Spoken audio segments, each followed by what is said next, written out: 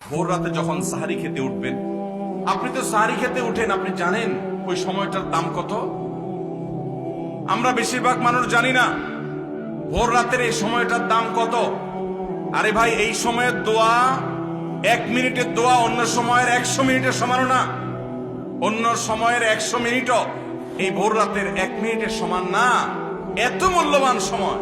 সারি খেতে উঠছেন, সারি খান, ভালো কথা, কিন্তু সারি খাওয়ার আগে পরে 10টা মিনিট জায়নামাজে মুসল্লাতে দাঁড়ান, একটু 2 রাকাত নামাজ পড়েন। এই সময়টা দোয়া কবুল হয়। আল্লাহ ডেকে ডেকে বান্দাকে দেন। একটু হাত তোলেন, চেষ্টা করবেন তো ইনশাআল্লাহ।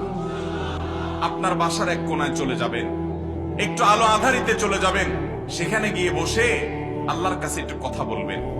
সিজদা চলে যাবেন, সিজদা গিয়ে আল্লাহর সাথে একটু মন খুলে কথা বলবেন। আল্লাহ, আমি অনেক গুনাহ করেছি, আল্লাহ আমি অনেক পাপিষ্ঠ। শুনেছি আপনার রাসূল জানিয়েছেন যে এই মাসে নাকি আপনি অনেক পাপিষ্ঠকে মাফ করে দিবেন। আল্লাহ, আপনি নাকি অনেক জাহান্নামে যাদের নাম চলে গেছে জাহান্নামী তালিকাভুক্ত, তাদেরকে মুক্ত করে জান্নাত দিয়ে দিবেন, আপনি নাকি ওয়াদা করেছেন। আল্লাহ, আমাকে একটু তাদের মধ্যে শামিল করে দেন। আল্লাহ, আপনি দিলে আপনার কোনো অভাব হবে না। আল্লাহর সাথে একটু কথা বলা, মুনাজাত করা ভোর রাতে করার চেষ্টা করবো তো ইনশাআল্লাহ। ঘরের এক কোনায় চলে যাবেন, সাহারিটা আগে আগে খেয়ে শেষ করবেন। আজানের এখনো 15 মিনিট বাকি। চলে যান এক কোনায়, ওযু করে দাঁড়ায় যান 2 রাকাত নামাজে।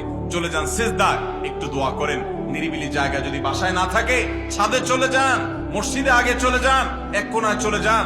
এই সময়ের 10টা মিনিট অন্য সময়ের ঘন্টাকে ঘন্টার চাইতে মূল্যবান। চেষ্টা করবো তো ইনশাআল্লাহ। ভাইরা আমার, সিয়াম আমাদেরকে হারাম ছাড়ার প্রশিক্ষণ দেয়। সিয়াম আমাদেরকে বলে তোমার যা মনে চায় তা করতে পারবা না। অনেক অবৈধ কাজ করার সুযোগ আসে, তোমার মনেও চায়, কিন্তু করা যাবে না। কারণ যে তুমি রোজা রয়েছো, রোজা রেখে তুমি ট্রেনিং নিয়েছো যে পানি থাকলেই খাওয়া পান করা যাবে না, খাদ্য থাকলেই খাওয়া যাবে না, ক্ষুধা থাকলেই খাওয়া যাবে না, আল্লাহর ভয়ে বেঁচে থাকতে হবে। এই বিষয়টাকে সামগ্রিক জীবনে অ্যাপ্লাই যেন করি, সেই শিক্ষাটাই রমজানের রোজা আমাদেরকে দেয়। আল্লাহ আমাদেরকে সেই শিক্ষা গ্রহণ করার তৌফিক দান করুন।